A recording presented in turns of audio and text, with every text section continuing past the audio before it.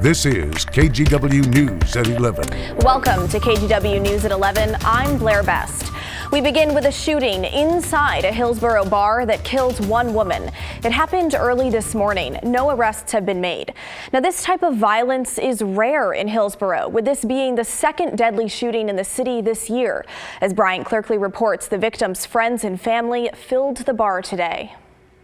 Police say the murder happened just before 1 a.m. A 42-year-old woman was shot inside this bar behind me, and we spoke to a woman who knew the victim, and she's very distraught at what happened. A packed parking lot at Kim Red Rose Restaurant on Southwest Oak Street in Hillsborough. Friends and family showing up at the establishment after police say a 42-year-old woman was shot and killed inside the bar early Sunday morning. The initial report was that someone had shot a woman and then left the scene in a car. When police arrived, they found the victim dead inside the bar. Maria Ramos is one of those friends. She says the victim was a wonderful woman who worked at the bar. When Ramos first heard the news at church, she couldn't believe it. I got chills. I looked at my husband. I was just in shock because we knew her a long time, like 30 years. Police say evidence at the scene showed there were at least 4 people who were asked to leave the bar. One of them then shot and killed the victim. You can't see weird things happening, and people can't share their opinions on a lot of things because if you start saying things, you could be at risk. Police say additional shots were fired outside the bar. Detectives believe at least one car in the parking lot was damaged by the shots, but likely left before the driver noticed. Authorities would like anyone parked at the restaurant early Sunday morning to check their cars for damage. I saw that she was a great person, very loving, and I don't know why this had to happen to her. If anyone has any information on this shooting, they need to contact the Hillsborough Police. That number is 503-681-6175. In Hillsborough, I'm Bryant Clerkley, KGW News. Now to Portland. A woman died this afternoon near the I-5 on-ramp in the East Columbia neighborhood. It happened around 2:30 this afternoon in the area of North Victory Boulevard. There aren't many details tonight on what exactly happened. Officers are waiting for the autopsy results, but in the meantime, they're asking anyone with information to call Portland Police. Well, a homeless camp caught on fire earlier tonight. It was off MLK and Southeast Grand, an area in the Central East Side where there are several homeless encampments. A viewer sent this video of the fire into the newsroom. Firefighters had to walk through other encampments to reach the fire. Now, we're not sure if anyone was hurt. Data shows that Portland Fire has been called to tent and tarp-related fires more than 1,000 times over the last 2 years. Now, you may remember back in February, Commissioner Renee Gonzalez, who oversees Portland Fire and Rescue, banned groups that fall under his bureaus like Portland Street Response from handing out tents and tarps. He said it's mainly to cut down on the number of homeless campfires that get out of control and put first responders and homeless people at risk.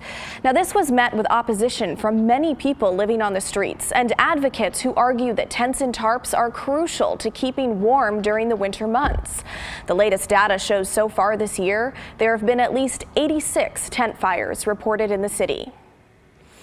And a house fire in Southeast displaced a family of 5 today. It happened in a garage around noon. The home is along Tibbet Street. Here's video from the scene when fire crews rushed inside. Authorities say the fire spread from the garage to parts of the second floor. The cause is still under investigation, and thankfully, no one was hurt. Well, here's a live look at our Wells Fargo sky cam. Portland has seen over an inch of rain so far this weekend, and the weather is showing no signs of letting up. Get this, there's potential for some snow in the Rose City tonight.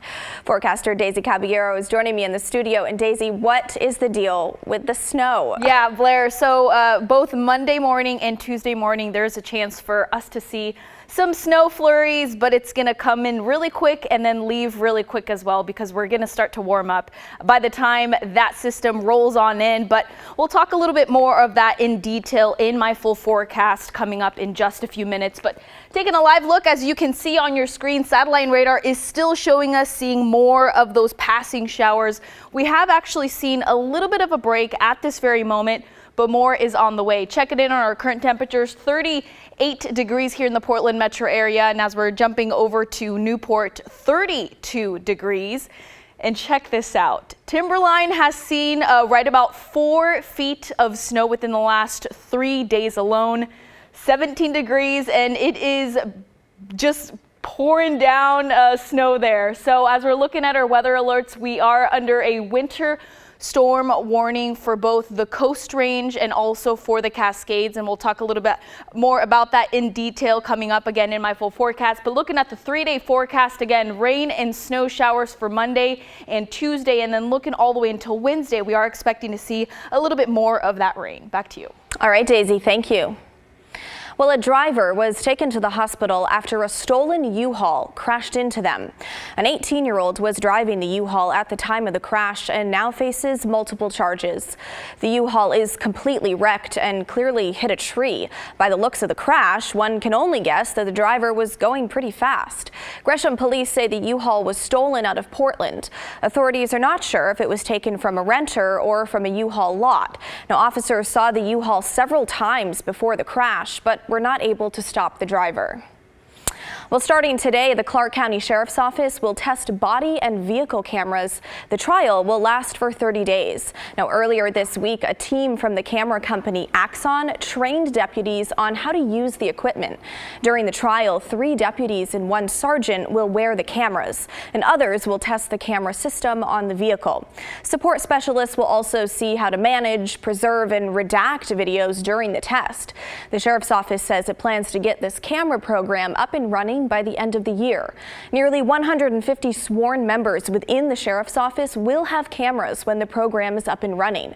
Now, other law enforcement agencies, including Vancouver and Salem Police, have also started their own body camera programs. Well, this week is a big milestone in our post-pandemic world. Starting tomorrow, state health officials in both Oregon and Washington will no longer require patients or providers to wear masks in medical settings. But as Catherine Cook reports, each facility can still make their own rules. Starting Monday, state mask mandates in healthcare settings will be a thing of the past. That goes for workers, patients, and visitors in both Oregon and Washington. A coordinated effort to end one of the most steadfast regulations of the pandemic. We wanted to be sure that all of our patients stayed safe and be respectful of others. Terry Dantzler with Portland Urgent Care discussed the policy change with staff. They decided to continue requiring patients with a cough or cold symptoms to wear a mask when they come in. Employees will also wear a mask if they have symptoms or when testing a patient for COVID. Dantzler says during the pandemic, staff were very diligent about wearing masks, and it showed. Not one staff member that we're aware of got COVID because of a patient walking in the door. So that was an amazing statistic for us. State health officials announced the impending changes about a month ago. At the time, Oregon State Health Officer Dr. Dean Seidlinger pointed out that flu and RSV cases were dropping, while COVID cases were also trending downward. Still, he recognized lifting the mask mandate in medical settings would bring mixed feelings. For many, they're greeting this announcement with happiness, that this is a great positive step as we move on from COVID-19. For others, particularly those with chronic conditions or who are immunocompromised, they're facing this decision with some anxiety. Over the last month, individual healthcare providers have all adjusted their guidelines to take effect April 3rd. Take Legacy, for example. They'll continue requiring masks in certain areas and situations. That includes around oncology, transplant, and medically fragile patients, and anytime a patient or family member asks that a mask be worn. Providence is making similar adjustments. They'll continue asking patients with symptoms of respiratory illness to wear masks and ask that visitors with such symptoms stay home. Peace Health and OHSU are also maintaining mask requirements in high-risk situations. As we move into this next post-pandemic phase, health officials say it's important that we not let our guard down. Always be considerate, especially if you're sick. To me, that's just common sense now that we've been wearing them for so long and we understand that it does help. In Northwest Portland, Catherine Cook, KGW News. We are here to just show who we are, honestly, to each other and to the world. Portland joined cities across the country on Friday, which was Transgender Day of Visibility, in a nationwide queer youth march. The marches are in response to a slew of anti-LGBTQ+ legislation. Now, according to the American Civil Liberties Union, so far this year, state lawmakers have filed more than 400 bills targeting LGBTQ+ people. More than half involve trans people. In the last 3 years, 19 states have banned transgender students from playing school sports on the teams that align with their gender identity. In the last 2 years, 11 states have banned transition-related medical care for minors. There were also marches in Hillsborough, Corvallis, Bend, Medford, Walla Walla, and Boise. Now, when it comes to fake news about the 2020 election, people who use Facebook were more likely to be reading it as opposed to people who use any other social media platform. That's the finding of a newly released study out of Washington State University. Here's Tim Gordon with the details. Leading up to and right on through November of 2020, information was flying, and plenty to choose from was fake. And a big concern for people administering one of the key components of our democracy, our elections.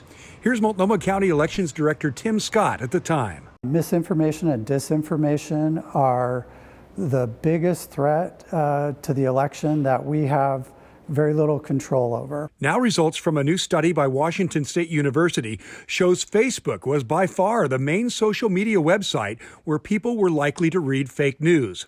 The study relied on 3 online surveys, 2 before the presidential election between incumbent Donald Trump and challenger Joe Biden, and 1 after the election by actual voters. It indicates that fake news consumption and political persuasion were the primary forces driving doubt in the integrity of the vote counting process. The vast majority of doubters identified as conservatives, and those conservatives were more likely to find fake news through Facebook than other people. The reason? Facebook's system for getting users to come back for more. The algorithms were used to confirm people's biases that they wanted to believe, and the more that they read these bias reinforcing websites, the more likely they were to feel like, yeah, I believe it because I'm reading it in these news articles. WSU professor and study co-author Robert Crossler says those who relied on Facebook to feed their news diet often got disinformation from stories not connected to mainstream news media sources that sowed doubt in the election process, as opposed to those who went directly to established news sites. One could argue it's all part of the landscape leading up to January 6th and the attack on the U.S. Capitol. The key takeaway from the study? I would encourage people who primarily get their information from Facebook to look for other sources of information for news. And so kind of taking control of that so you make the decisions of where you're getting news would be a good recommendation. Tim Gordon, KGW News.